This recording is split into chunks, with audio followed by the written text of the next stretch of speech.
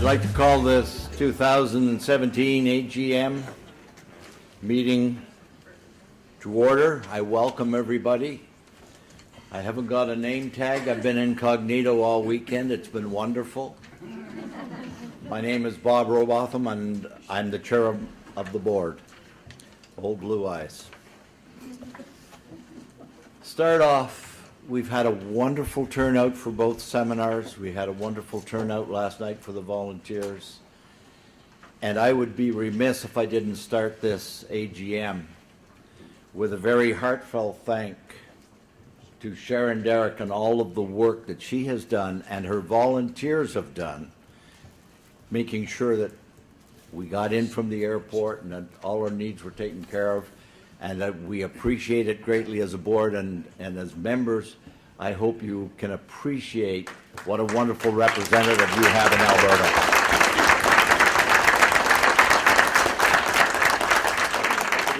One of the sadder parts of an AGM is asking for a moment of silence to remember the members who have passed away since our last annual general meeting. If you would look at the screen, please have a moment of silence for these past members.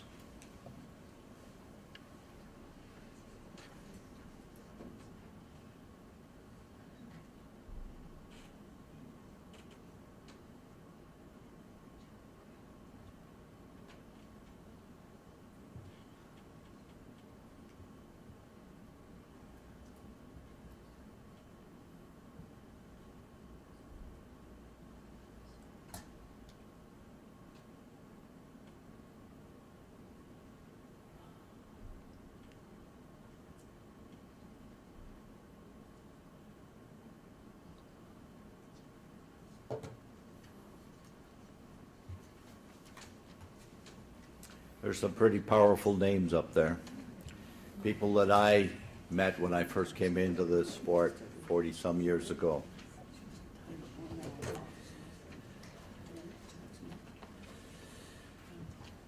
My remarks to open this AGM will be brief. I will make further comments later on in my address.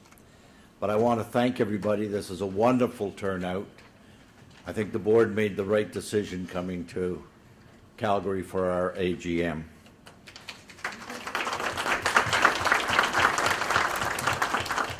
I have actually been at AGMs where we had a great deal of difficulty getting a 30-member quorum, and we've had to go out and find them, which is scary considering we have 12 sitting at the front table that counts as a quorum, and then you have to find them.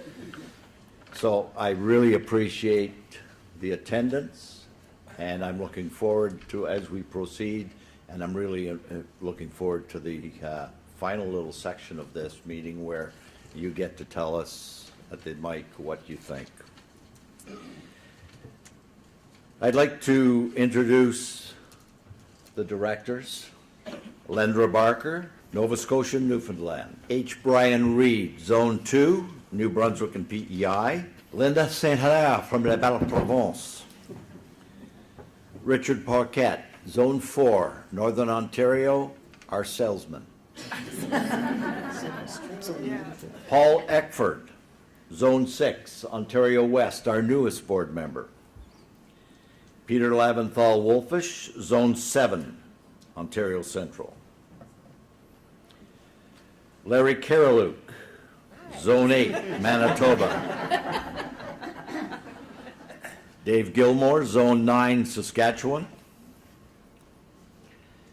And the one who needs no introduction, Sharon Derrick, Zone 10, Alberta, Northwest Territories, and let's not forget Nunavut. Joan Bennett, Zone 11, BC, Southwest. And Dick Lopeschuk, Zone 12, BC, Interior and Yukon. Also at the head table is our 2016 honorary chair, familiar to many of you, Geraldine Taylor.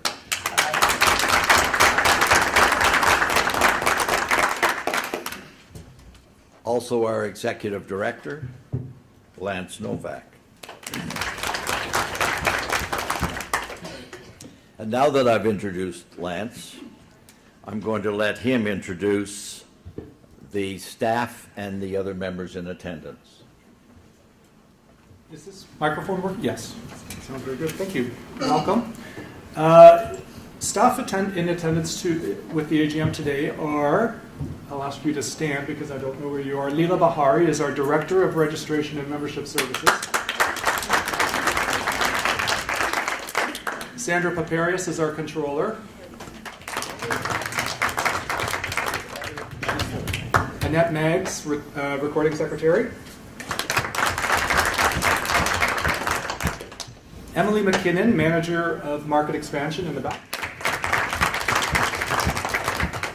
And you'll be hearing a little bit later from our Manager e-Business, Andrew McAllister.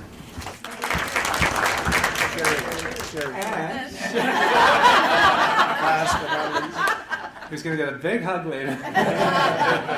Our Manager of Events, Sherry Wise.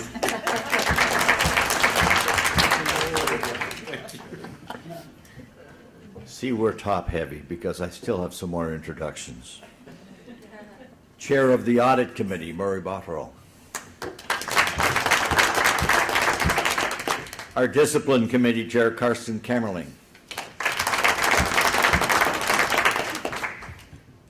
One of the most important people here, our Auditor, Marcus Ckc. Also in the audience is the President of the CDJA, Margaret Jones. And former Chair of the Appeal Committee, Michael Catton.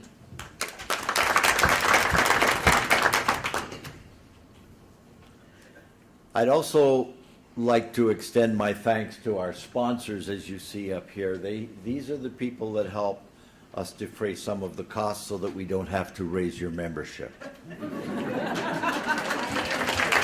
applause.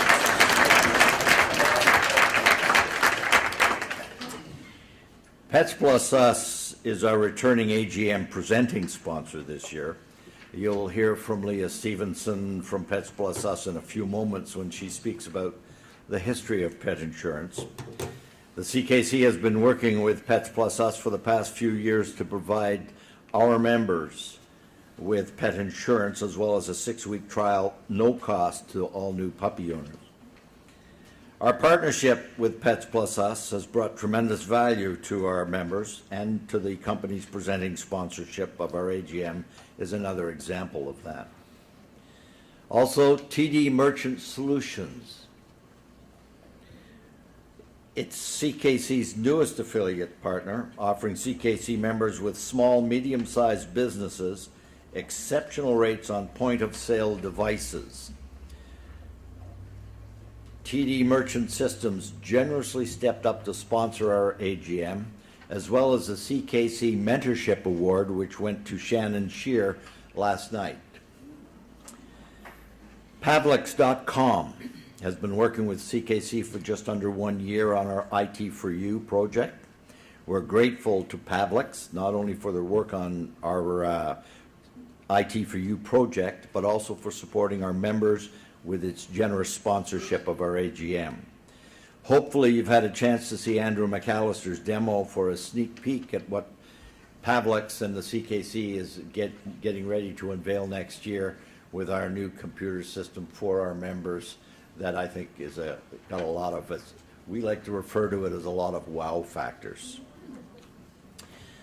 CKC and PetView teamed up last year to offer CKC members wholesale prices on PetView's GPS tracking device, and the response has been very positive. We thank PetView for their support of our CKC members with their special CKC prices and their sponsorship of this AGM. I would also like to thank Bass Pro Shops, BFL Canada, and Rico for their support as well. At this time, I'd like to make a presentation to our honorary chair, Geraldine Taylor. She was our 2016 honorary chair, and I'd like to present her with a framed certificate and offer her the chance to say, and this is very difficult for Jerry, a few words.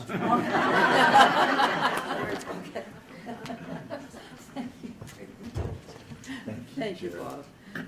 Both of us. Okay, thank you. Well, thank you, everybody. It's very nice to be here, and let me say it. I was very appreciative and humbled to be named honorary chair last year when Lance phoned and let me know of the appointment. It's a great pleasure to be here in Calgary again at this annual general meeting of the Canadian Kennel Club in the CKC's 129th year of operation. We need to keep the Canadian Kennel Club vibrant, and I know there have been many ideas and innovations in the past years to do so. However, I had a little idea which, although it might not be workable, may inspire some ideas of your own to stimulate added interest in the sport of our purebred dogs. And my little plan is directed to the junior kennel club representatives of all the provinces. And I thought if each junior could bring a friend to their classes and sessions, and they might not be a dog person, to spark some interest at the grassroots level so that more people would become involved at an early age. Not so much at the competition end of things, but just as an interest in dogs in general. You know that when children are learning a new language or learning music or some other study, the time to get them is when they're 5 or 6 or 7 years old. So hopefully we can get this. The junior level is the time to spark and hopefully keep an interest in dogs, either showing or breeding, and to keep our sport viable and continuous for many years to come. Perhaps they could visit schools as they do in some of the other countries and let them know what they do with their dogs and what their activities would be. So please give this idea some consideration, or if it germinates an idea of your own, to see if we can once again have the large, enthusiastic base for this, our club, as it once was. And here's to a productive meeting, and my best wishes to this year's honorary chair, which will be Mrs. Phyllis Wolfish. So thank you all, everybody.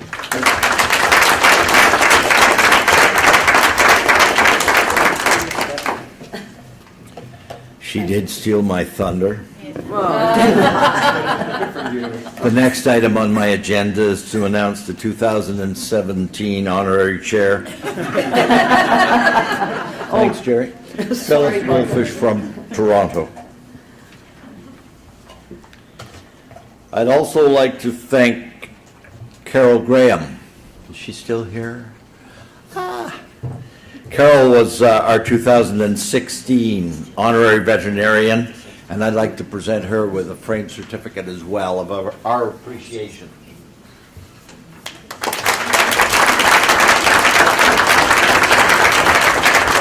And for those of you who missed it, it was a great presentation. I'm not a breeder, but it was a great presentation this morning. In the limelight. Thank you. And since everything else is moving out west, the name of our 2017 honorary veterinarian is Dr. Doug Freeman, who is the Dean in Western College of Veterinary Medicine. Now we come to the dry, boring section. We have to adopt the minutes of the 2016 annual general meeting, which was held in Quebec City. I require a motion to adopt those minutes and a seconder. Could I have somebody move that they be adopted? Michael Catton. And your name, sir? Len Stakinas. Good luck spelling that. All in favor? Carried. Next on the list is correspondence. Have we received any correspondence to come before this particular meeting, Lance? No, we have not. Well, then we don't have to deal with it. Presentation of the 2016 audited financial statements. So I will invite Marcus Ckc from BDO to present the audited financial statements. And following his presentation, we'll open the floor to questions to either Marcus or to Lance. You all have received a copy, I believe, of the financial statement in your welcome bags. The next item on the agenda, and talk about sleeping, is the address, I think it is, Chair's report. Is that correct? That's me. Try not to fall asleep. My comments to you today comes with very mixed emotions. I am coming to the end of my allowable term in office. I was elected 9 years ago. I'm into my last 6 months.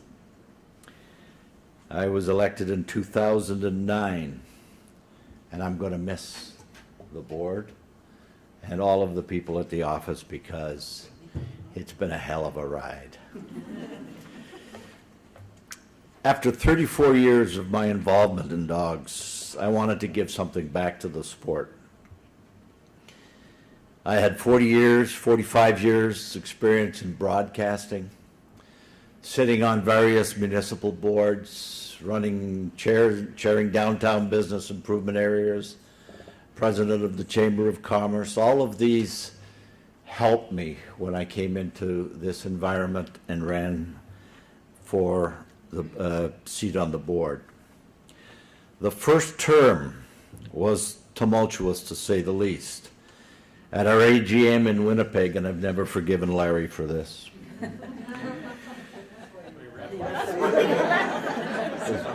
He's gone. He knew. It was at that particular AGM that the board, newly elected, was informed we were bankrupt. We didn't have money to pay staff. The panic was on. We sent out a plea to clubs to send us whatever they could to help us tide till we got our feet under us. And they responded. God bless them. It gave us the opportunity to analyze the situation, find out what was happening, and to begin rectifying the problems. It wasn't rocket science that we discovered that declining revenue in our primary sources of revenue, that is registration and events, was plummeting. There was also the drain created by losses at Apex Publishing, commonly known as Dogs in Canada. And we had an archaic computer system, which whenever we tried to make changes to streamline process in the office to save money, we were told, can't be done. This computer system will not do it. So began the work of the first board. Members of that board, and I'm not pleased, it's not me. There's 12 members on these boards. And I've been through 3 terms, so 3 sets of 12 members. And they gave up a lot of their time. They worked tirelessly. I don't want to mention individual names, but we had some board members that gave up a good chunk of their life to pull this organization out of the fire. Staff cuts and the loss of Dogs in Canada were part of that. It was very difficult for me. My training originally was a broadcast journalist. I worked in journalism. I hated to see the magazine go, but it was costing this organization pretty close to $1 million a year that we could not afford. Many of you have had the opportunity to talk to and to view Andrew McAllister's demo on some of the features you can expect to see on our new computer system, and there'll be a little bit more on it.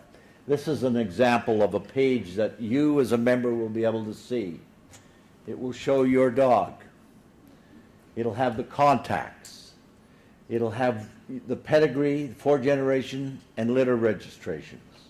There's an opportunity here for you to scan and send in your health certificates, your OFA numbers, and you can go in here.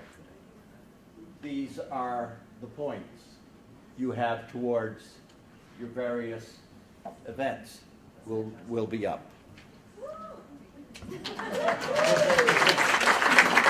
This This is where you've earned your points. It shows the shows. Hopefully, these points will be posted within 2 to 3 days after the show is over. This is a 1.9, 1.8, 1.5.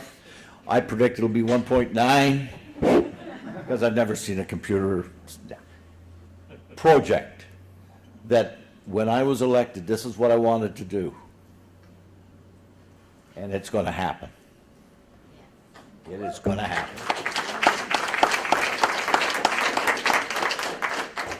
Will that include performance events as well? Yes, it will. Andrew, it will. Junior hunter? Yes, it will. Yes.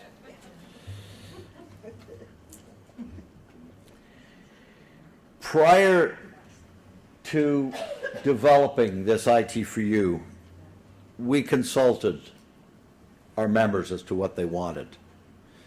And as you can see, the project hot buttons, that's the answer we got. This is not what the board wanted. This is what the membership wanted.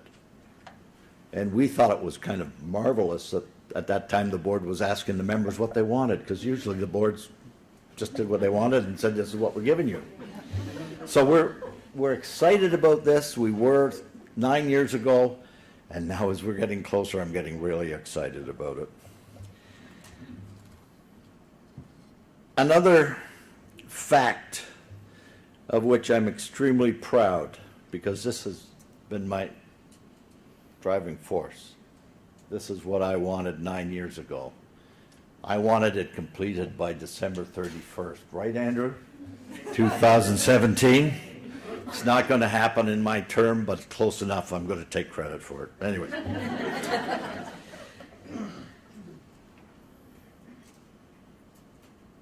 Another fact that I'm extremely proud of is the financial position of the CKC, keeping in mind 9 years ago we were bankrupt. Literally. This is not myself that did this. It's not this particular board that did this. It's been 3 successive boards that have worked to make this happen, to make other advancements happen. This board, as you just heard, added close to $900,000 surplus last year, so that when this project is complete, this is just the start. We're going to grow. One of the things that is really exciting,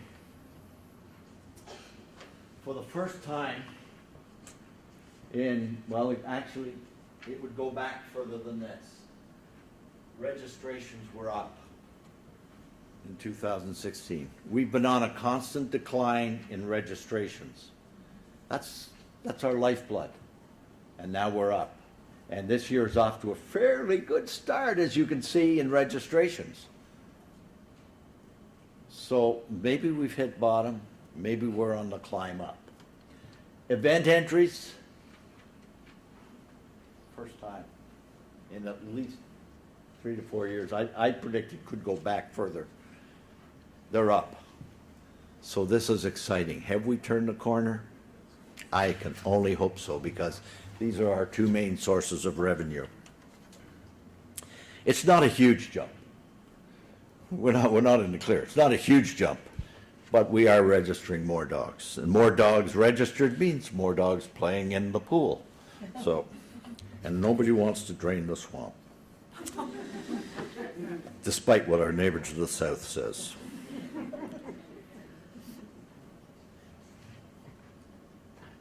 The club currently has, I want to get the words right, an accumulated surplus of over $3 million. That doesn't mean we're not going to raise your rates. Because we want to continue this. We want to continue programs for the membership, programs for you, the breeders, for the exhibitors, for the performance people. We're adding performance events. And you must understand, when we add some of these performance events, they're not money makers. In fact, most of our performance events are not money makers. There just can't be enough earth dogs running into those holes to make the paperwork trail viable. But it's something we offer. And we're looking at new events. We've added chaseability. Big discussion in the boardroom yesterday on nose work. I mean, we're exploring adding. And now that we have a new computer system, it will allow us to add some of these new events if they're viable.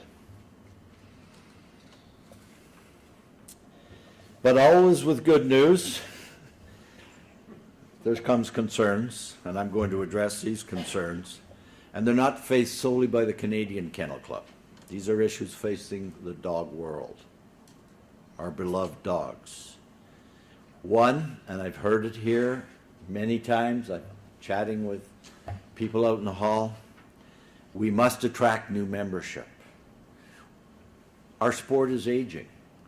A lot of our clubs are being run by people who are over 60 and they can't lift those mats, they can't set them up, they can't go out in the field and organize as they used to.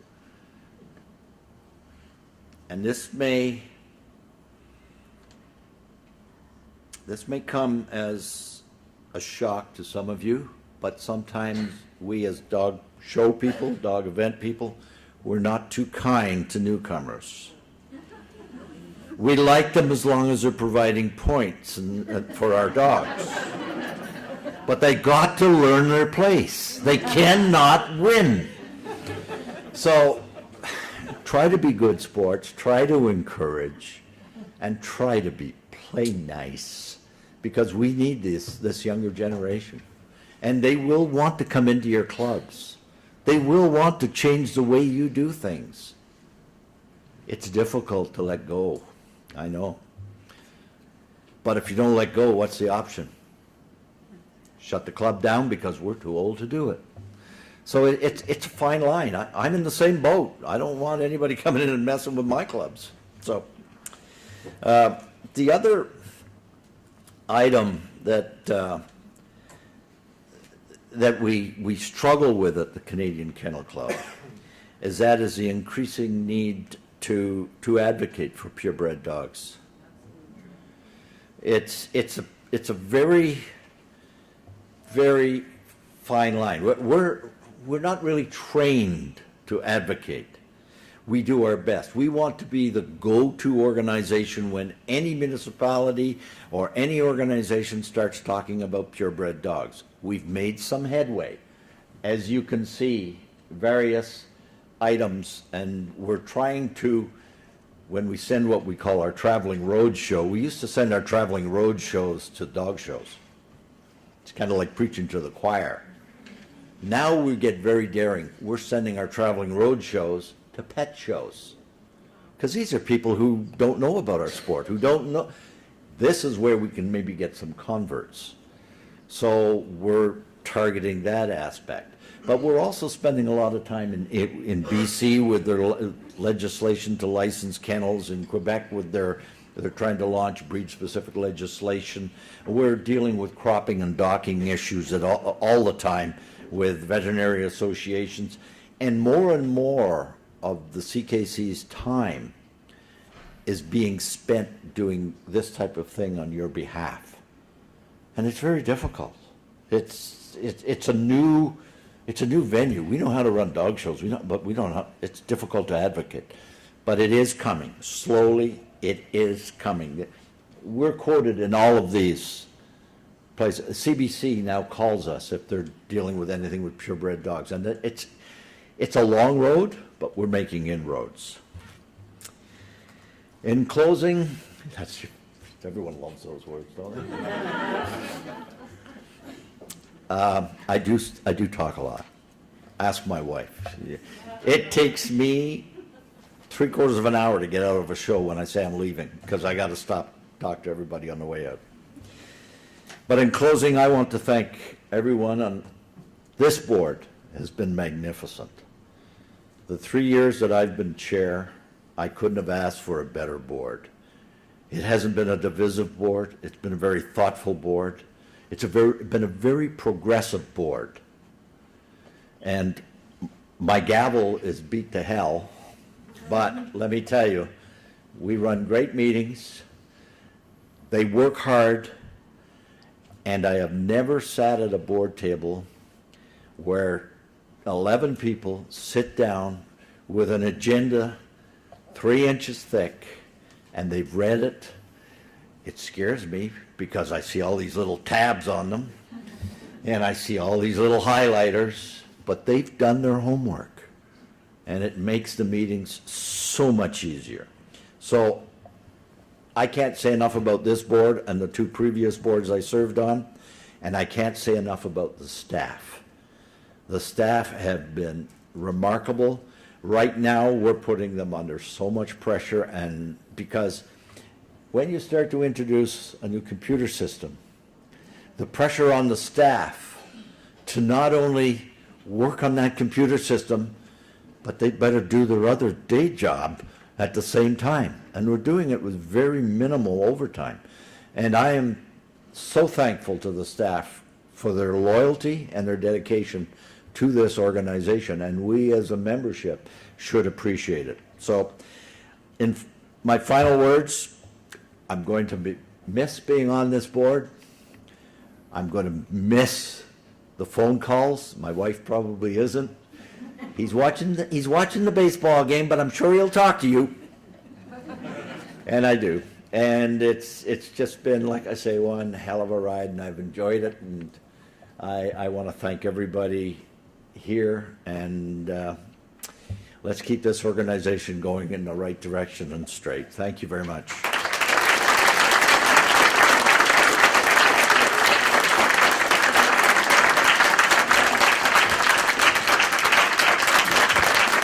Stop that.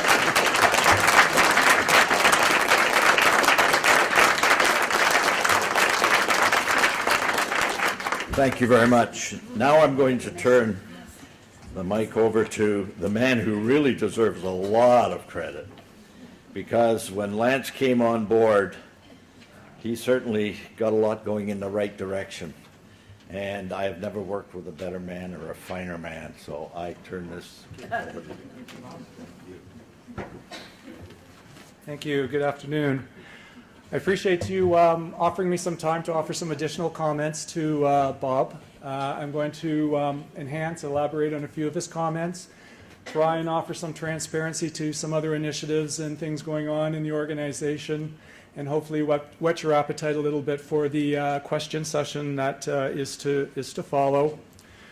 So for those that don't know, I'm Lance Novak. I'm the Executive Director of the Canadian Kennel Club. I've been here about 4.5 years now, and I am basically your administrator. I am in charge, I am paid to be in charge of administering the strategic plan and the business plans that the board puts forward in the best interests of the membership, ensure compliance of the organization, and promote its sustainability. So hopefully you've heard a lot about our efforts in that regard, and hopefully you gain some confidence that both the board, the staff, the committee and councils are working hard on your behalf. But let me just offer some additional illustrations. And right off the bat, the illustration on this slide here is the annual report that I hope you've all had a chance to look through in your package.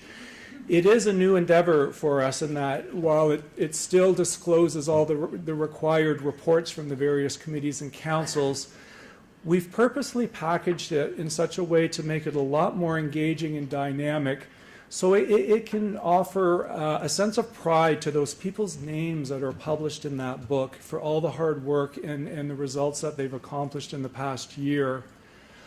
It's also got some additional stories beyond the committees and councils of stuff that are going on within the organization that you may not be aware of.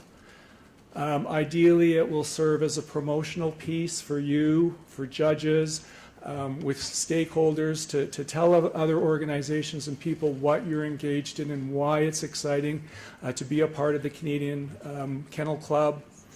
And finally, to draw your attention, it was another opportunity to give ownership and engage the membership. Throughout that annual report, every single photograph in that, except for the sponsor photographs, came from the membership. They're stunning, and they're your dogs, and there's little credits at the side of each one of those pages. So hopefully you're as proud of that annual report as we are. I'm going to make a few comments and just prove that there are things going on within the club. I'm going to align them to our 3-year strategic plan because it's what gives us direction and validates when ideas come up to make sure that we're headed in the right direction and it's aligned to the best wishes of the board and the membership. So for example, the first strategic imperative in our strategic plan is to grow the Canadian dog fancy. And I think that's quite obvious in the face of declining membership and event entries. And as Bob said, we're making a little bit of progress. So at a high level, at an annual level, we're seeking to diverse our markets and find new people to engage to come on board at the CKC. We're looking to fine-tune our governance so that we're more nimble, we're more strategic in the decisions and effective in the decisions that we make. And then finally, trying to solidify our revenue sources, which includes finding new revenue sources. And there's been a few jokes about raising membership fees. This is what that's all about, finding other sources of revenue instead of having to constantly increase fees to manage the increasing costs of running the organization.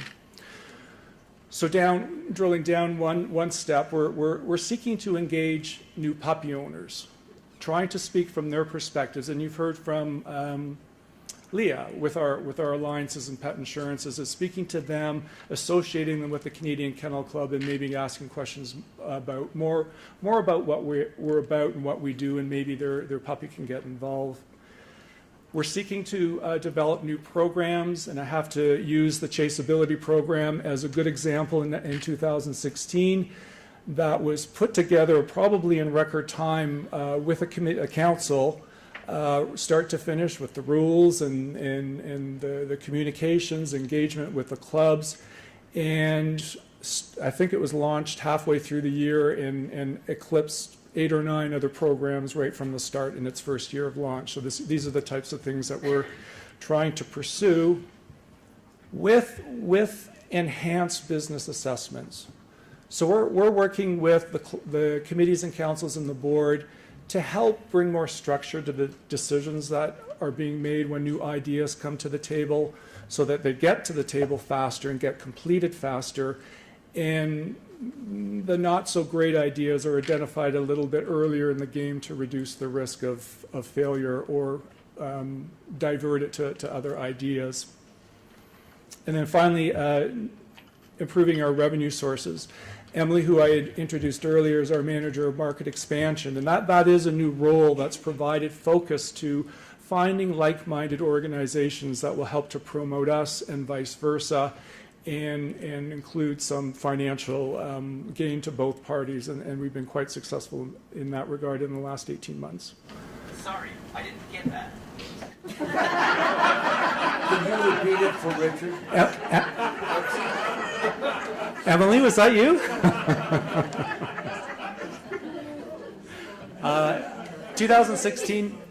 2016 was a very rewarding year for us. Leela and her division led their blood, sweat, and tears and expertise to have breakthrough in the recognition of new breeds that were on our listed list for many, many, many years.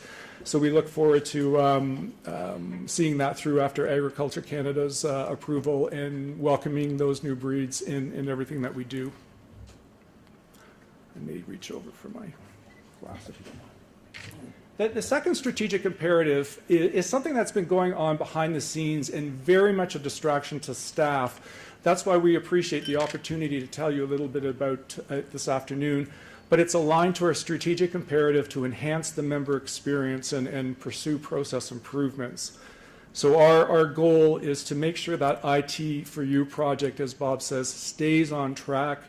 It includes engagement with the membership to make sure we're doing the right thing, training, that primarily includes staff, but will very much include the membership as well, because a huge feature of this project is self-service. You will be in so much more control of your own transactions through this new system and communication to make sure that that's understood and embraced. 2017 is an election and referendum year, regular referendum. And all I can say in this regard is I'm hopefully, if you're pleased with what you've heard or seen through the Canadian Kennel Club over the past year or two, be reminded it's because of you and the choices you make with your board, with the election coming up, and the volunteers that step forward on those committees and councils that your board picks. So be sure to nurture that relationship with your board. They have a tremendous amount of influence, and you have a tremendous amount of influence through them. So I encourage you to be very engaged with the election this year. And then a little bit more internally, we're trying to focus significantly on our HR situation in light of the new IT system and the impacts. And I just used it as an opportunity to show you that photograph on the left, if you can see. The entire shows and trials staff attended a hunt test and a field trial over the past month or so, and they came back saying they felt so much more empowered. They put a face to names that they've been dealing with for literally years and years, but they saw firsthand how it worked when they do their job to support those programs. And I think that's very encouraging. And then the third out of four strategic imperatives is this advocacy of purebred dogs, the Canadian Kennel Club, and all dogs. So that's quite daunting in terms of a task. We feel we're making progress to increase the profile of CKC. With your feedback, we hope that we're going to continue to build on the format of this AGM to see more and more people every single year getting a little bit back like those seminars. I hope you found value in it as part of your membership at CKC. The annual report, increasing our presence at the CKC. We can't be at every show. Our communications department has developed something called the Ckc Ambassador Program, where we provide a little bit of tools, whether it's some form of identification, a little bit of background training, but recognizing these volunteers that may want to be at a booth, at a pet event or some other event in regions that we can't reach, knowing they're far, far better equipped with the enthusiasm, knowledge to speak to the general public on our behalf. And then finally, using a task group model to advocate. So when we get hit blindsided with legislation in Quebec for breed-specific legislation or risk or threats of kennel licensing in BC or ridiculous collar bans in Toronto, we have a format where we put a group together that includes a combination of subject matter experts from the membership paired with staff that can manage and some of the activities and look for resources to support that activity. Then on the right-hand side, promoting purebred puppies and trying to talk to the general public of dog owners and getting them to understand better what we do. This was the year that we made a commitment to open up and leverage the puppy list even further. And I remember the day a board member said to me, Lance, just sell more puppies for us. That's all you got to do. And this is the opportunity that we saw. The puppy list was a kind of behind-the-scenes thing for the more elite premier breeders are perceived to be. So this is the year that we opened it up. We started in about 2014 to enhance the visual appeal and different features on the puppy list. And the referrals from the general public to the breeders just shot up. I mean, there used to be about 3,000 referrals back then when it was the old product, and Andrew and his team started to introduce enhancements. And it's about 66,000 referrals to breeders now, or views of breeder pages. And this was just before we opened it up to every breeder. And I think within a week of the first day of launch, 500 breeders signed up to have themselves listed as well. These are stunning stats. So in all of 2016, over 1 million views of the breed pages and 700,000 views of your profiles if you're already on there. There was 50,000 referrals to breed clubs. 6 to 7,000 people emailed breeders. And another feature that was just launched is, with your permission, if you so allow, phone calls could be made, your phone numbers could be displayed as well. So something to look forward to. So getting back, one other comment on number 3 with respect to that advocacy of purebred dogs. Bob talked about the delicate balance. It's a science and an art, and sometimes you can be proactive with some of the issues, and other ones you have to respond automatically. So on the left is national efforts that we've made to explain the virtues of purebred dogs. The other point I don't think Bob made here is that we have national reach. Sometimes it's localized as well, but it really is happening across the country. And these aren't just examples of relevant media exposure. All of these include some form of quote from CKC staff or board or members. We are mentioned in all of these examples. And I promised I would embarrass Wendy by reminding her of a little story that when we published the 10 most popular dogs in Canada, it's a good example where it's something we can plan for. We do every single year. This year, 120 journalists asked for comments or picked up the story, including Global Calgary, who phoned us in the afternoon of a Tuesday or something and said, we want to interview you Wednesday morning at some God forbidden hour in the morning, 6 or 7 in the morning. And I called Wendy and said, what can you do? And she was there with her colleagues and 4 or 5 different breeds of dogs and did a great job for us. My last slide before I get Andrew to come up and speak for a few minutes is the 4th strategic imperative on health and well-being of dogs. And again, reiterating what Bob said, these are media exposures where we've contributed, but we've also have task groups working directly with government, various decision makers, the city of Toronto in this case, and we're pleased that they're returning phone calls. We're not always getting the desired outcome, but at least they're calling us, and they're either returning our phone calls or in some cases calling us. So in Vancouver, we're waiting for a public consultation in 2018. Joan, that may be up in the air now with the new government, fingers crossed. Toronto, the collar ban, again, they called us to say that the public consultation will happen in 2018. And in Quebec, Linda is leading a task group with other stellar qualifications from her colleagues that are trying to get us into government beyond what Linda's already done on face-to-face meetings. So I'm going to end it there, but I'm going to ask Andrew to come up. I think he needs to switch his computer. It's very much been behind the scenes. I think I said this already, but it has been a huge distraction for us within the office, but we're very excited about the progress that's been made on this IT for You project, and we think we've gotten to a stage that we can actually unveil with confidence what some of the neat features you can expect are. So, over to you. Thank you.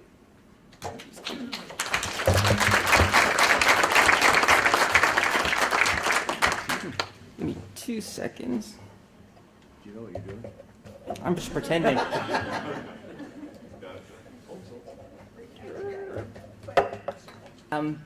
So to start off, this is a complex project. And if you think like the Ckc, if they wanted the equivalent system, they have over 500 staff and we have 40.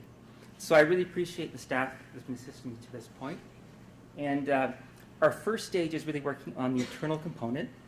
And from there, we'll build the member portal, and everything will be available next June. So I do have a little bit of a Calgary connection here. The firm that we picked to run the project, we did an RFI, and we got responses from 15 different companies with different technologies. And one of them is out in Barrie, Ontario, called Pavlex. And they're unique in the sense that they have a lot of experience with member-based organizations, but they also have an event bent as well, specifically in sports. So they do the website for the NHL Players Association, where they would say they have 10,000 data points per period in a hockey game. And they also do the website for the Calgary Flames. So it's good, they're well-rounded that way. There's no woo-woo. Calgary, no one likes Calgary. So where I'm looking for, where the staff is getting excited too, where I'm going to show you the screenshots of the external, but internally, we did a demo for the board where we asked Leela to do a little scenario and find some information about a dog. And literally, she went in caboodles of different pages to find that information. So what we're going to do for staff and for you is to put all that key information in one spot so that when you phone in, they have access to all the key information about a litter or a dog in one spot. There's no separation, between event results and registration information because it's just one dog and you want all that information. So the concept that we have too is these little widgets where we'll sort of create widgets that you can put on your dashboard. And just a simple example that they did for us is if you actually had a list of all your dogs, it would tell you where they've actually placed, how many points they have. It could also show their ranking at the breed level or at the group level. Managing the profile thing, you'll be able to manage your communication preferences. This is also where you manage, we're going to move the puppy list maintenance into this as well. So if you do your ads for the puppy list, all in one spot. This is an example of, it would track all of your applications. So if you are creating a litter registration, for instance, but you have multiple co-owners and you don't know if they've signed off or not, or you don't know if it's sitting on someone's desk at Ckc, this will list all your active applications and what the status is. And if you drill down, it might say, co-owner number 2 has to sign off on it. So it's all in one spot again. This is another one that works internally and externally. If you phone the Ckc, if you send us an email, if you're looking for help on the web, it's all in one spot. So if you actually called in or you sent a message, you can put a help desk ticket right here.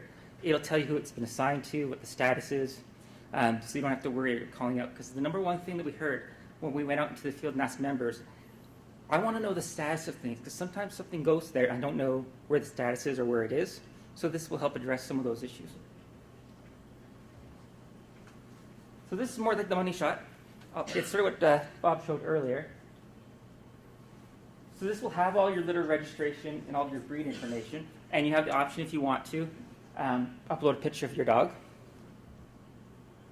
The recovery information is there. The lineage is there. And what you can do with all your dogs, you can actually link to the dam. Click on that. It'll send you to the dam's record or the sires. You can show all the litters this dog has had, and you can show all the siblings of that dog. So it's going to be easy to navigate between different dogs. And if you have a pedigree, you can click here, and it will show you the pedigree. Yes? Are you putting historic information, and if so, how far back are you going to go? We're going back as far as we can. Some of the difficulties about our archaic system, for instance, we know who the owner is, typically, of a dog, but if you had co-owners, we kind of just have one field that says co-owners, and you just start typing different people's names in until you run out of space, and then you can't put anything else. So in cases where we don't have the structured information, it will be a little challenged, but where it is structured, we'll be putting all the information in there. Will we be able to be longer than 30 characters now for a registered name?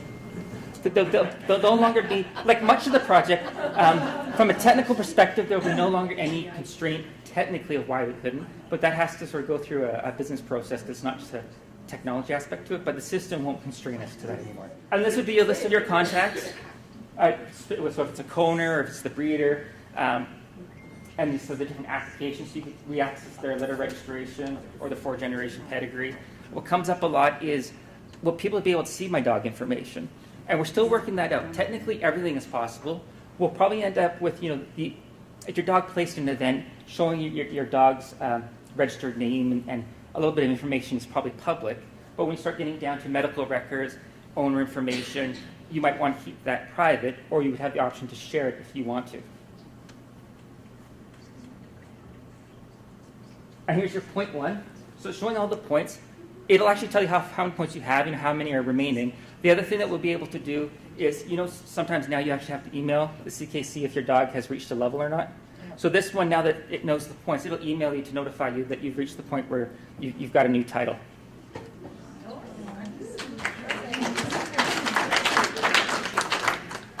And the same thing with these are sort of the event results. This would give you sort of the last 10 you've gone to, but you'd be able to click and show all the ones that we have access to in one spot.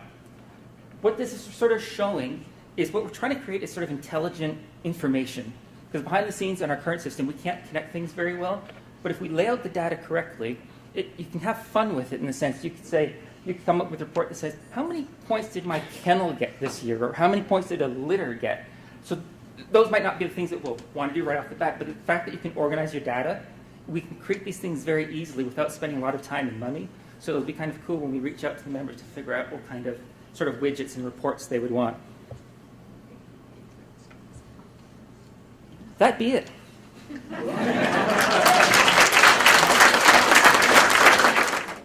Now you see why I'm excited. That particular little slideshow is what we've been working a long time on for you.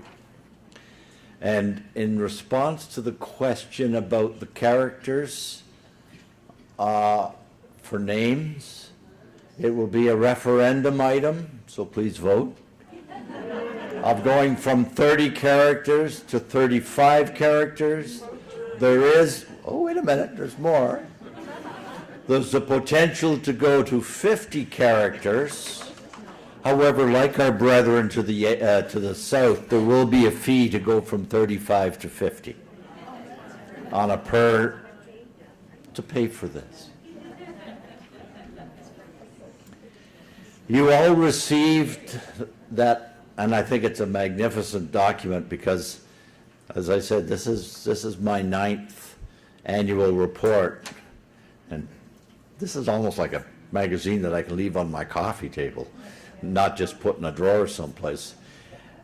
I hope you have had the opportunity to glance at it, and I'd like to open the floor if there's any questions on any of those items in the annual report. I knew it was a great annual report because there's no questions. Lance, is there any unfinished business to come before the AKC that you're aware of? What did I say? Oh, jeez. Okay.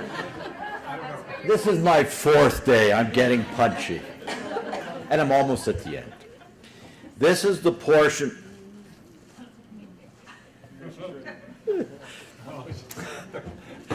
This is the portion called New Business, where we open the floors to the members to discuss various topics. I would like everybody, don't jump up and talk because we can't hear you and we can't record you. I need you to come to the center mic. I need you to give me your name, address, bank account number.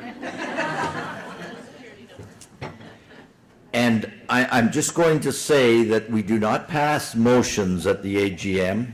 What we do is we take the information, we take your concerns, we take your questions, and we then distribute them when we get back to that center of the universe, Toronto, to the various departments, and they will craft answers.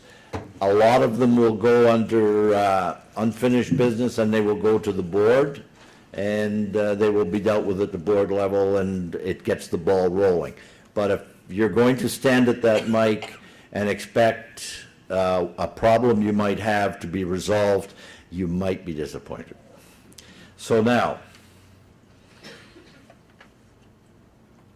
the floor is open. Thank you. My name is Marnie Harrison. I live here in Calgary. I am the Zone 10 Agility Rep and the Agility Chair for the Alberta Kennel Club. And I wrote this out so I could kind of keep myself straight when I was speaking to the group. I would like to respectfully request that the Ckc revisit the matter of recording fees for dogs entered in agility trials. And I know this has come before the board in the past. Currently, the recording fee per run per dog is $4.70, and when considered against a confirmation or other performance entry fee of approximately $32, this seems fairly reasonable.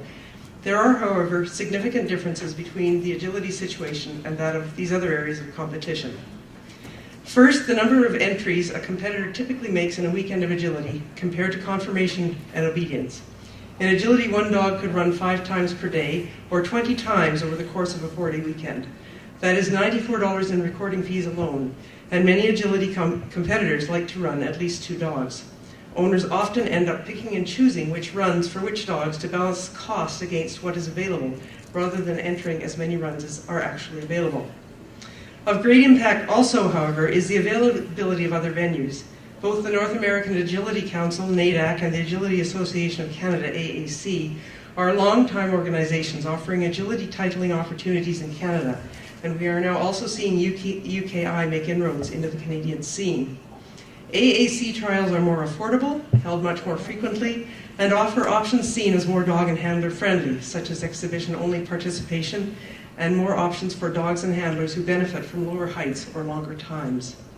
AAC entry fees typically cost $10 to $14 per run per dog, with recording fees to the parent organization of $1.30. Their website provides quick and easy access to the records of individual dogs, which we have now solved, so I can skip that part. In our efforts to keep competitors involved with CKC Agility, we have had to adjust our own entry fee structures with the AKC, Alberta Kennel Club, structure by offering lower entry fees based on the number of runs that a handler will enter over the weekend. Our fees start at $25 per run, ranging down to $18 per run for competitors entering 25 plus classes over the entire weekend. So that would total, say, $450 for that one dog, of which 117 or 26% become recording fees. Other CKC clubs using lesser venues managed to trim that to $16 per run for some competitors doing a high number of runs. However, this results in a very thin margin for covering costs for a hosting club. Over our 4 days of agility in 2016, we took in approximately $22,000 in entry fees for 875 runs. $4,100, or 19% of our entry fee money, went directly to the CKC in recording fees. I could go on with the effort and expenses of running 4 days and 8 trials such as ours at Spruce Meadows, but let me simply say that our Agility Committee reported to the executive this spring that we needed to seriously review the viability of our trials. What a loss it would be to our summer event, our competitors, and the CKC if these 4 days of trials, possibly the largest weekend of CKC trials held annually, were discontinued altogether. Agility draws and engages an audience, it influences how people choose a dog to purchase, and the public can understand it. In its previous review of this matter, the CKC had a review done of the cost to the organization of changing the recording fee structure. The conclusion was that the CKC could not afford to lose the income generated by these fees. What such review could not capture is the loss of revenue that is ongoing by participants lost to the CKC, participants entering fewer runs than they would like to when they do attend trials, and trials not even being held because it is perceived by potential organizers that they will not be self-supporting.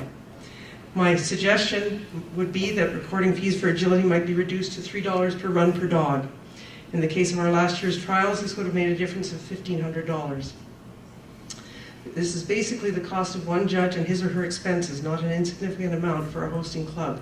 Clubs could then potentially reduce their entry fees per run to attract competitors. I do realize that an experimental time frame of probably at least 5 years would be needed to see if the CKC income would reset itself over time as competitors became aware of lower entry fees and a greater number of trials and entries would make up for the reduced revenue per dog per entry. Thank you.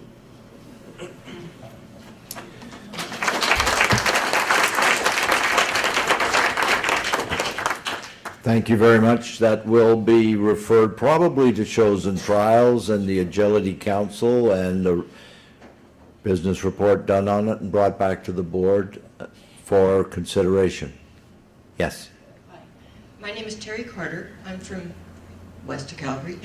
I'm an Old English Sheepdog person and have been involved in the breed with my husband for over 50 years and been a member of the CKC for that time. And I really appreciate the members of the board who've listened to me whine, because a few of them have, and it's to do with our supposed national club, which is named the Old English Sheepdog and Owners Club of Canada, and we've documented infractions of their bylaws, and it's gone in, okay?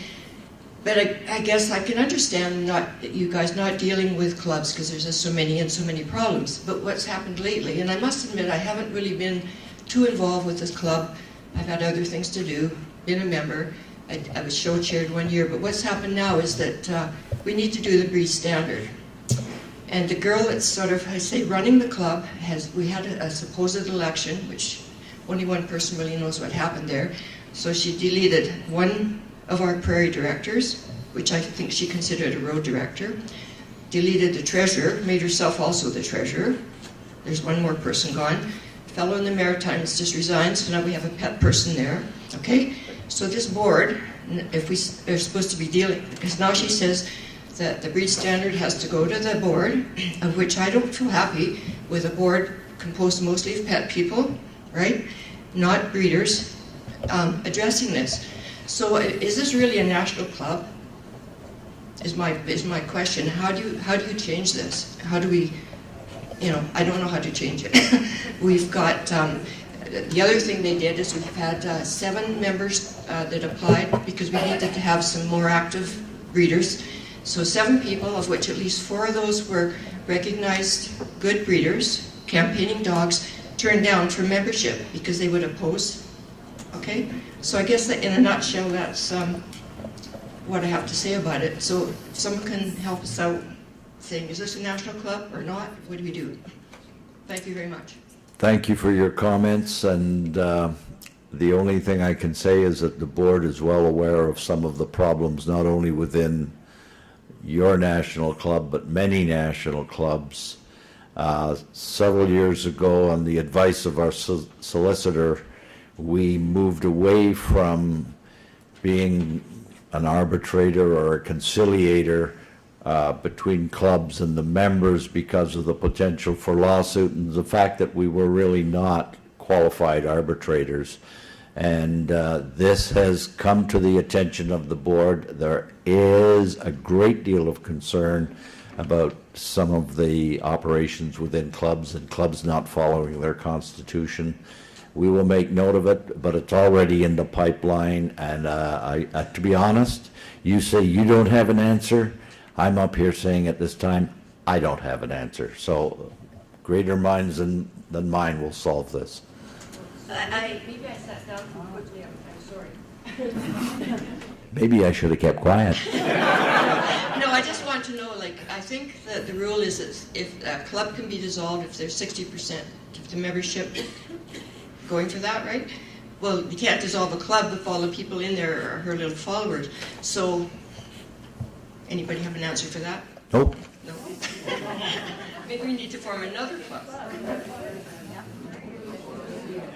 Hi, I'm Cindy Harvey, and I'm from Central Alberta, and it's on the same topic. I mean, hot button, standard poodles, variety as a whole.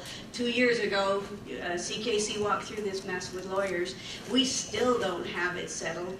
We still have breeders of 30 years and Ckc judges who have been refused membership in our National Poodle Club. And we've got ROEs coming up.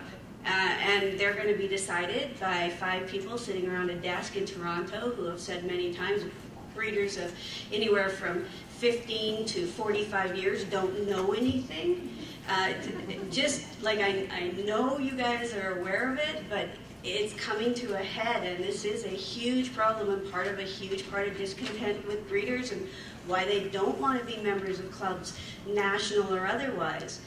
So I know what the lawyers said. I know what happens in our case. Thank God it worked for our favor at that point in time, but it might not, and then what will happen? So I think it's something that the board and Ckc needs to take really seriously and start looking at. All I can say is we are aware of the issues, and yes?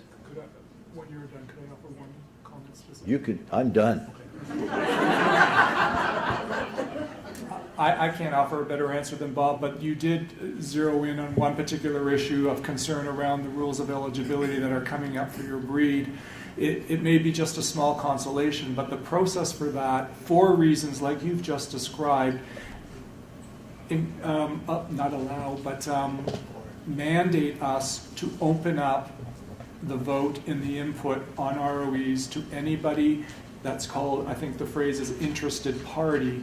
And when those go out, we will be advertising for people, regardless of whether or not they're a member of a national club, to register as an interested party so that they can vote on the ROE and have their voice heard.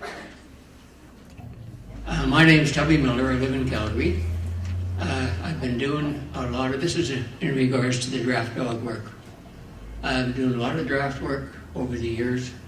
As a matter of fact, I started back in the 70s when we had a 6-member committee that formed the first rules presented to Ckc for us to hold draft dog tests. Then, well, it didn't start off then, but it has come in all of our performance events for a person to judge. The rule says they must train and title a dog to the level that they want to judge. My question is, there is a draft test coming up shortly out on Vancouver Island, and there's a shadow judge that is judging the 2 tests for the burner club and for the new club.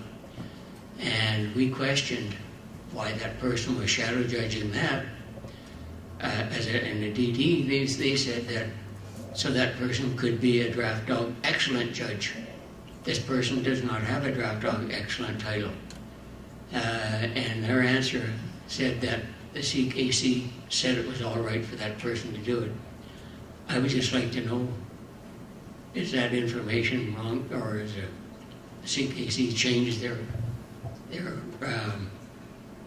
stipulation for you, what you must before you judge? That's all I'd like to forward. Thank you. Thank you. We will get back to you on that simply because I don't believe we have changed our criteria. And I see Mr. Novak scribbling furiously. So we will look into that, and I thank you for making us aware. Hi, my name is Leanne Tucker, and I have some concerns regarding the Obedience Council. They've put forth some proposals for you guys, and as an obedience competitor, we have some serious concerns that our Obedience Council is not representing what we want in consideration for out-of-site stays for the open level. So I just wanted to briefly talk about that. They proposed a select class, which we feel is a lesser class. It allows competitors to opt out of stays and go directly, or to get a select dog, CDXS.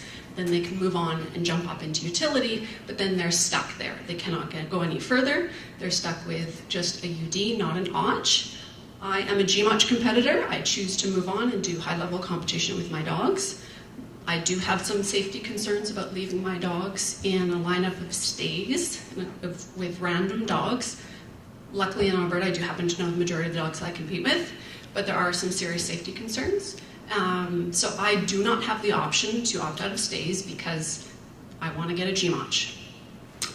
And our Obedience Council has asked for our opinions. The obedience competitors overwhelmingly do not want open stays, but there's been a few that have dug their heels in, or what we can assume, no one's speaking, and have come up with a select class and chose to ignore our legitimate safety concerns. So I don't know what can be done about that, but this has been going on for years and years. I've been competing in obedience for 25 years, and nothing has changed. Agility rules change all the time, rally changes all the time, but yet we still continue to have safety concerns with our open dog stays. So I would really like something to change.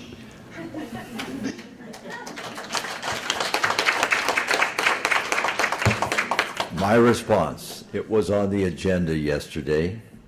It was sent back to council because your concerns were voiced by some of the members of the board and also several of the obedience members, and we're trying to resolve as best we can within the council.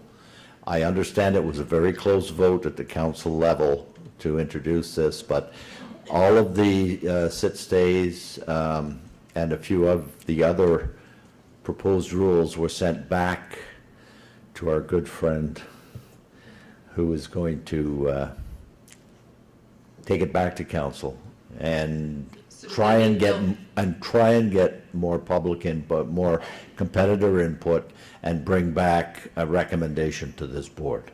And will any changes happen by 2018? So this won't happen for 2018. No, now you're really putting me out on a limb. A lot of changes that we are anticipating or that we have on the books right now for a lot of events are up in the air because we anticipated this computer system to be up and running by January 1st. So a lot of the proposals will not come into effect until later, until the computer's up and running. So if they can come to some agreement, we may get something happen within the next 3 years? Because we were told if nothing changes now, we're stuck with it for 3 years. The CKC, I can tell you this, it has nothing to do with, the rule books, which we used to print randomly, and again, when we ran into financial problems, one of the things that one of the boards did was we opted to only print rule books every 3 years for each event. So you are in a 3-year cycle. So they're telling you that if it doesn't get done in 2018, it's not going to get done. Well, we're told if it doesn't get done now, it's stuck with us for 3 years. No, well, I would not think that the, whatever board is in power at that time, if we created a delay, we would understand the obedience is due for a rule book change in January 1st, 2018. If it cannot go because of the computer, I am going to go out on a limb and I'm going to say, we're not going to make you wait 3 years before all the new rules come into effect. They will come into effect as soon as the computer can handle them. So if we can get new rules? You won't get them before January 1st, 2018. But changes could happen in 2018 at some point. Yes, they could happen before, but they won't be in effect. So by sending it back to council, they have to come up with a better solution? They're going to try to come up with a better solution. Do they have a timeline on that?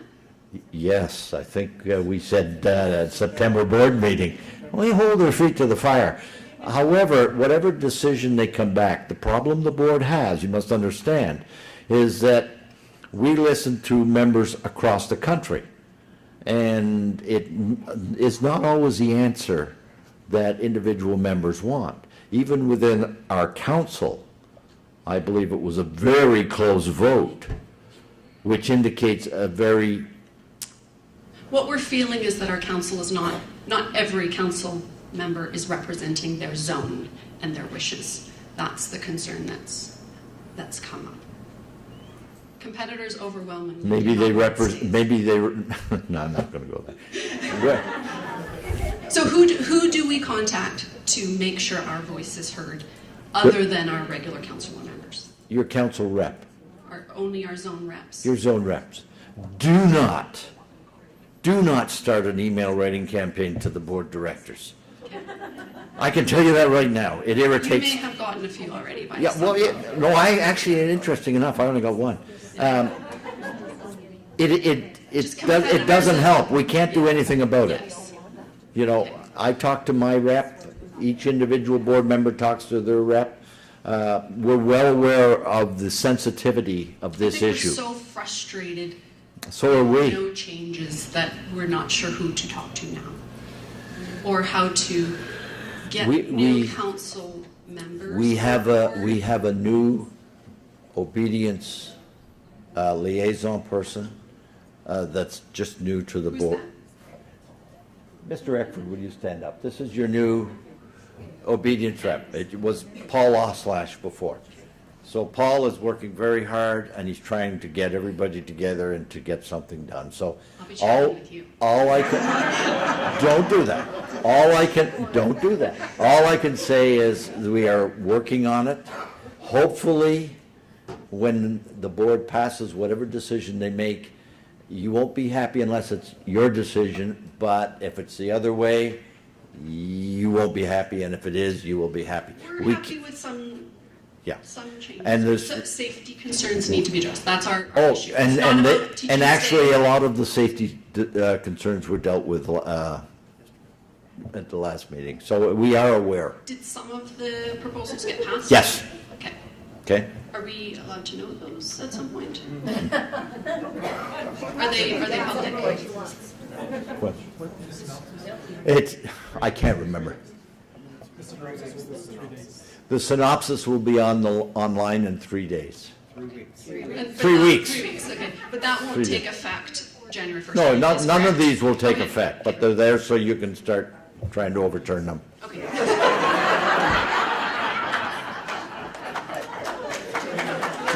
Do you see the trouble my board has with me? Hi, my name is Dr. Janine Woods. I'm a veterinarian and board certified in theriogenology. I want to compliment our speaker this morning for the excellent presentation that she gave. But I have actually two concerns. The first one is I'm really glad that Dr. Doug Freeman is the 2017 honorary veterinarian because he's a board certified theriogenologist. I know him. And when he became the dean at the vet school at Saskatoon, I said, great, you're going to be able to really push small animal reproduction. He said, well, not really, because he has to be politically correct with all the departments, so he can't push reproduction over surgery or medicine. So I'm hoping that with your communication with him, you can help me, because as a young veterinarian, I was fortunate enough to rent a house at Dr. Gary Carter and Terry Carter's farm, and I am forever indebted to Terry Carter because she introduced me to my mentor in my breed, Lynette Blue. If I was a young veterinarian, if I had been introduced to that mentor that I've had ever since 1980, I got my second Samiad from her, I wouldn't be a board certified theriogenologist today. I'm all for purebred dogs. But the vet students are not getting that message. The vet students are get spay and neuter, everything at 6 months. We don't need breeders. Breeders are a bad word. I'm the president of the Calgary Academy of Veterinary Medicine. They're not interested in any reproduction lectures, which, yes, most backyard breeders should not be breeding dogs, but what about educating the veterinarians about good breeders that come from the Canadian Kennel Club? So that's one thing I hope that you can work on with Dr.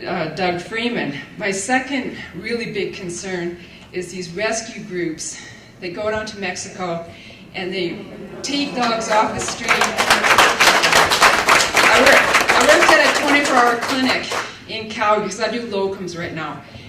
And these dogs were being flown in from Mexico, 2 per crate with WestJet. And I'd never heard of dogs being allowed to fly in 2 per crate, but they let you do that. But these people were going down to Mexico, flying these dogs up. And I said, why are you doing this? Well, because we can't get any dogs for these people anyplace else. They said, what about the Humane Society? What about all the dogs in Canada? Do you mean to tell me all the dogs in Canada have homes, that you're going to Mexico? Yes, those dogs need homes too, maybe, but they're also bringing up exotic diseases like brucellosis, exotic parasites. I talked to one lady who actually herself went down and brought up a bunch of dogs. And how are these dogs getting into the country? Number one, I've talked to CFIA. They kind of turn a blind eye, right? They're too busy dealing with all these other things. But these dogs are bringing in exotic diseases. The person that brought the dogs in herself, the dog had an exotic blood parasite that none of the vets in Calgary had ever seen. She spent over $15,000 trying to figure out what was wrong with this dog. So that's kind of the vet's fault too, but we can't know all these tropical diseases. But they're bringing these dogs in, and the dogs from Korea, from the meat market. There's people breeding dogs over there for that meat market. If you bring 10 dogs, there's going to be 30 more bred for the meat market. I don't agree with the meat market, but we need to do something to protect our purebred dogs. And I think educating the public is really important. How do we reach these people who wake up one day and say, oh, I'm going to go buy a dog. I'm going to go to Kijiji. And then they meet the breeder at the Walmart parking lot because the breeder doesn't want them to see how these dogs are raised. And, you know, vets are making a ton of money off these dogs because they have so many genetic problems and they have diseases, and we've had an outbreak in Parvo lately. Like, how can this happen? This is, 2017. Well, I'm glad you can appreciate some of the CKC's problems because you've just added something else to our advocacy list.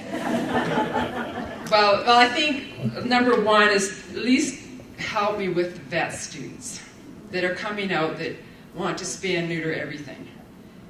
We need to get to the deans, don't get me started on vaccinations, but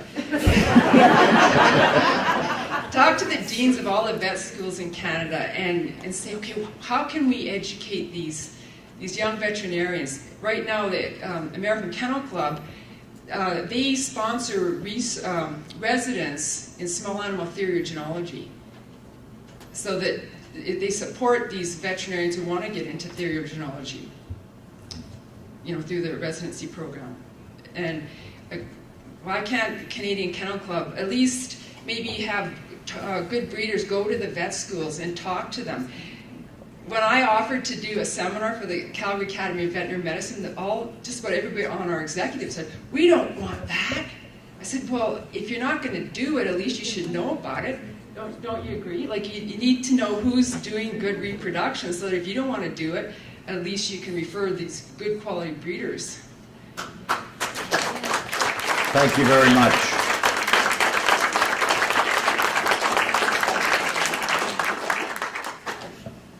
Hi, my name is Dawn Fretz. I live in Break Creek, which is just outside Calgary. I'm the Draft Dog Council rep for Alberta. I can answer that gentleman's question. I have two other things I'd like to speak on, so I can either do that first or ask my question. Okay, you answer that question first.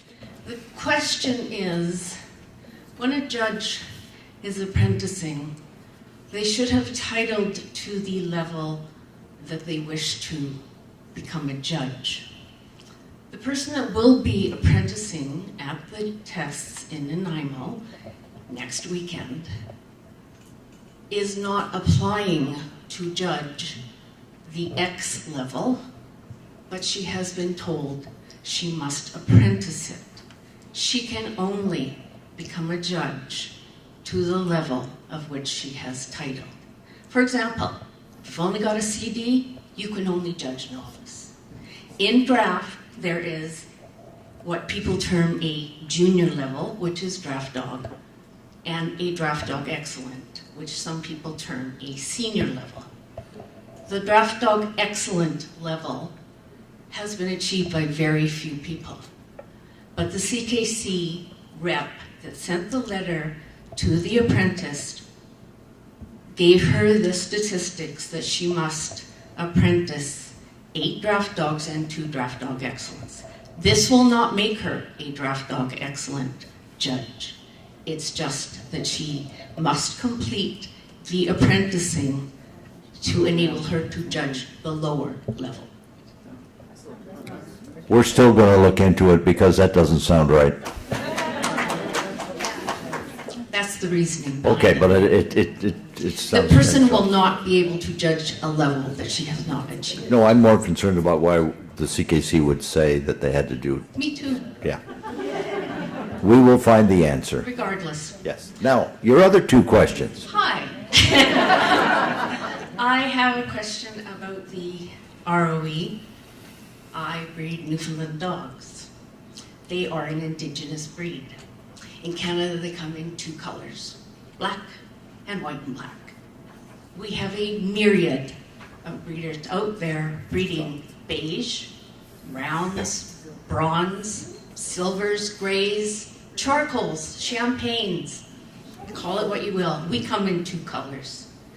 The ROE should have been put in place for all the indigenous breeds before anything else. This is Canada's 150th year. This is the Ckc's 129th year, I believe. So we got 21 years to get this then. Our indigenous breeds were celebrated in Edmonton last weekend. There were more Newfoundlands, little Labradors.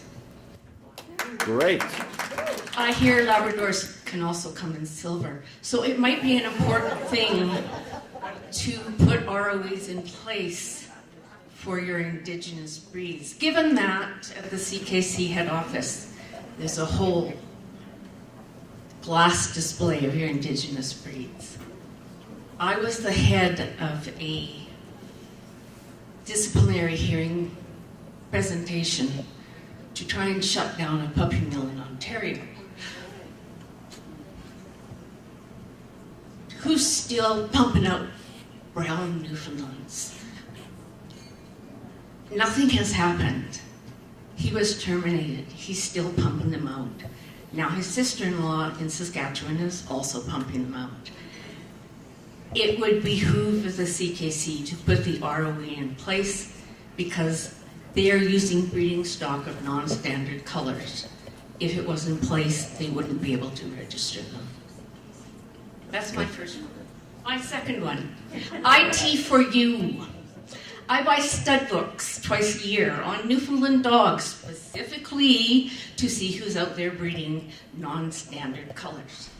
With IT for you, will stud books be online? Will stud books be produced much quicker than 6 months after the end of the year? And will they be updated on an ongoing basis?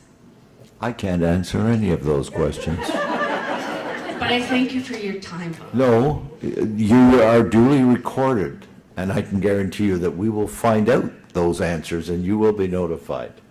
Thank you. Okay. Happy retirement. It may not be happy, but it'll be retirement. Good afternoon. My name is Tina Gadet. I'm from Calgary, Alberta, active member with the Alberta Kennel Club as well as Sheep Eat Canada.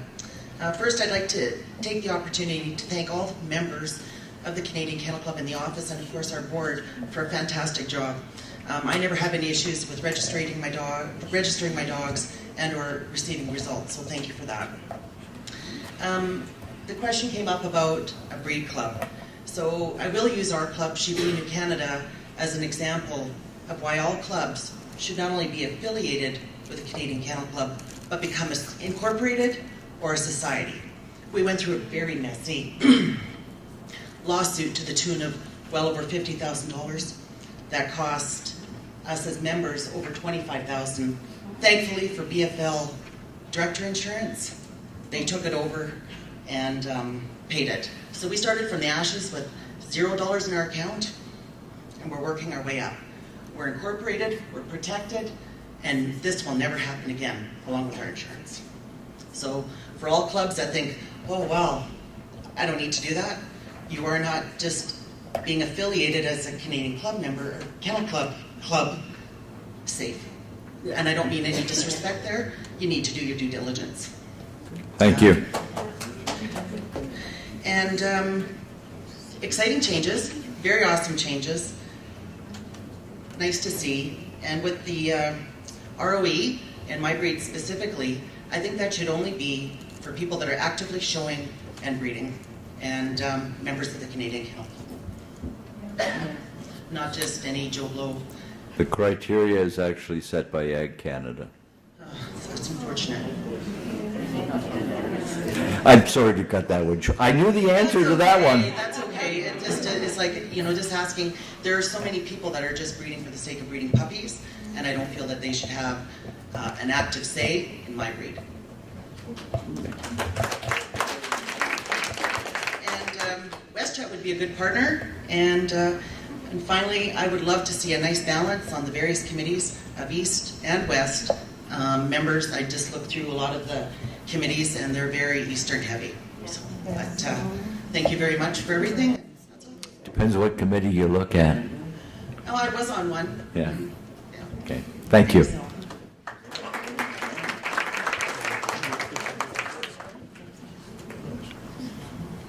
Hi, my name is Chantel Carroll. I live just outside Edmonton, and no complaints. I just have compliments to the IT for you and have a question about it with respect to, is there any update where we're at as far as DNA registry and how that's sort of being built in preparation for the future potentially? I'm going to let our DNA expert answer that, Lance Novak. You can be as frank as you want. If Andrew nods his head, the best answer I think is that the opportunity for a DNA registry and a variety of other health-related data and records are definitely part of the IT for you vision. The Genetics and Medical Committee continues to work in support of us to configure or design what that registry might look like. We had high hopes of alliances with the AKC because they're several years ahead of the game with their registry, and they offered mutual recognition of records, and that is going very slow for them, and that's in tandem, therefore going very slow for us. So my best answer to you is it has a possibility in the IT4U system.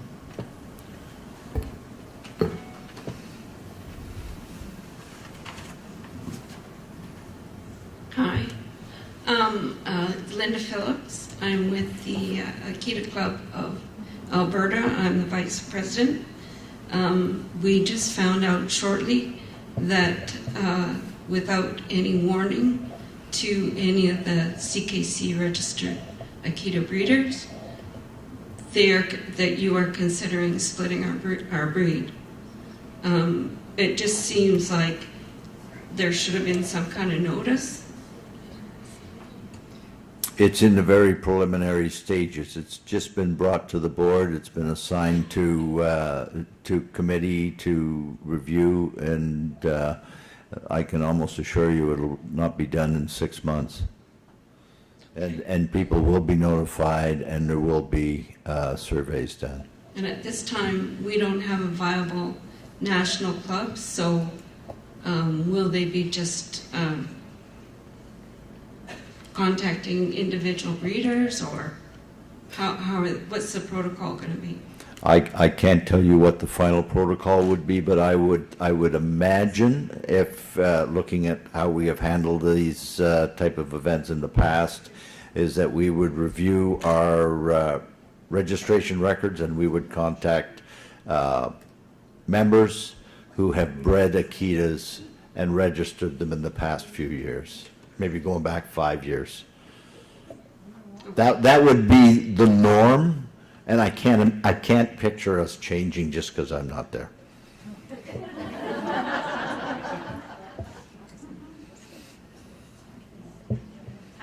Hi again. You better you have to give your name again, though. Cindy Harvey, Central Alberta. Just a quick question. I was online 2 months ago looking at the breeder education program, and there's still only the one course, a lovely course.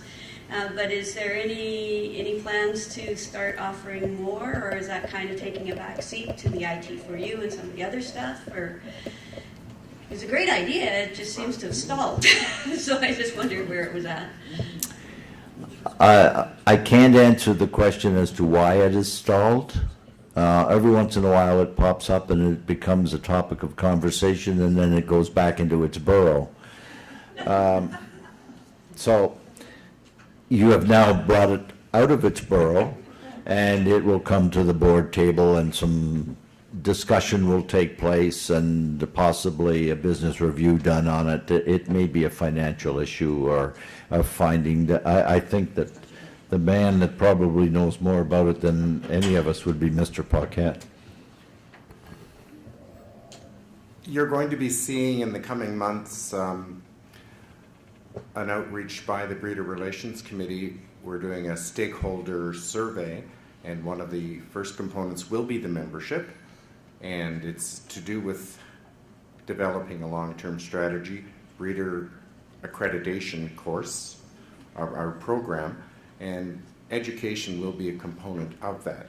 But you're going to get your say, so when the survey comes out, please answer it so we can know what the membership wants. How's that for an immediate answer?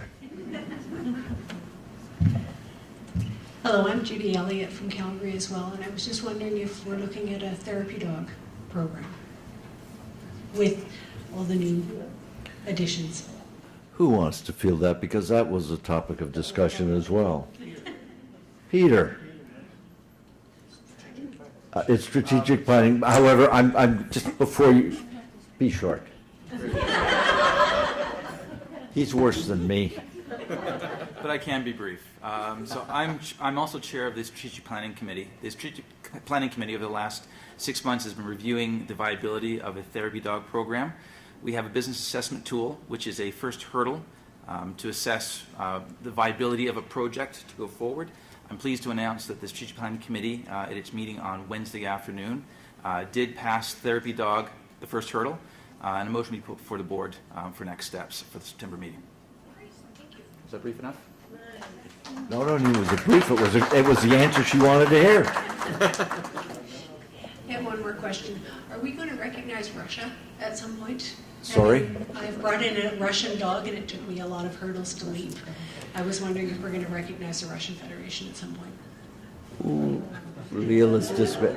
Okay, let me just put it this way. We don't normally go out and canvass foreign kennel clubs to see if they want to be recognized by the Canadian Kennel Club. The odd time we do that outreach.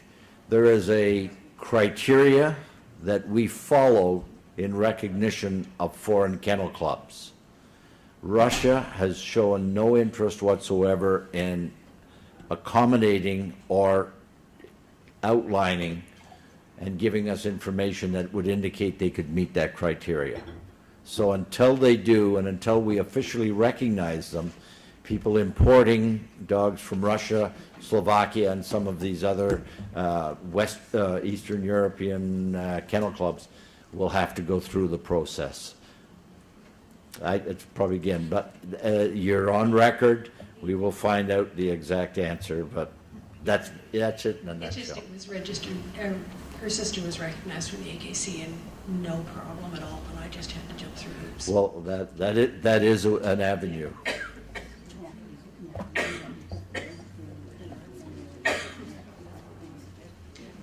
Sorry, I have another question. Thank you for a couple of the other attendees for reminding me. So one of the things we've had experience a couple of times in our breed-specific rescue this year and last year is with respect to Ckc not having a purebred alternative listing that AKC has. So in Canada, if we have a known purebred who is not of known pedigree and lineage, but we have confirmation, if you will, without DNA registry, that it is the offspring for many generations of the same breed. We don't really have an alternative method of registering them other than identifying them as a mixed breed.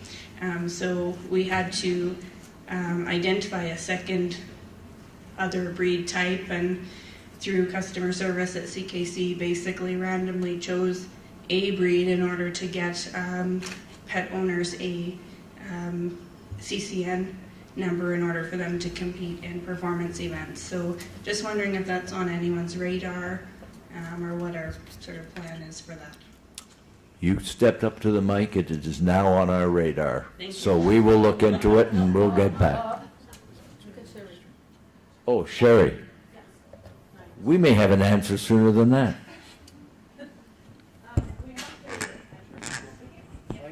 Need a mic. Here, you use this one.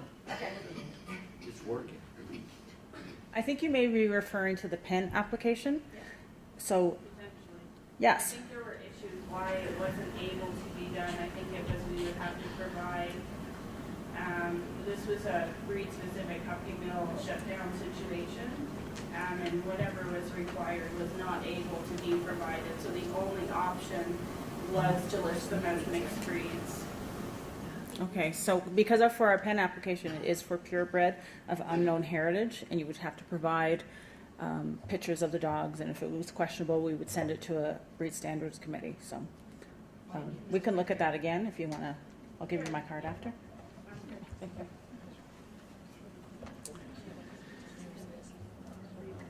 The mic stand is empty, which is a good sign because it puts me right on schedule. My closing remarks are guaranteed to be shorter than my opening remarks. I just want to thank all of you for coming. I love the input. It gives us an idea what the members are thinking. That gives us an idea of the members' concerns, and I appreciate very much on behalf of the board and the staff the thanks for the job we are doing, and we do appreciate it. And I want to thank everybody for coming, and safe drive home, and everybody have a great time.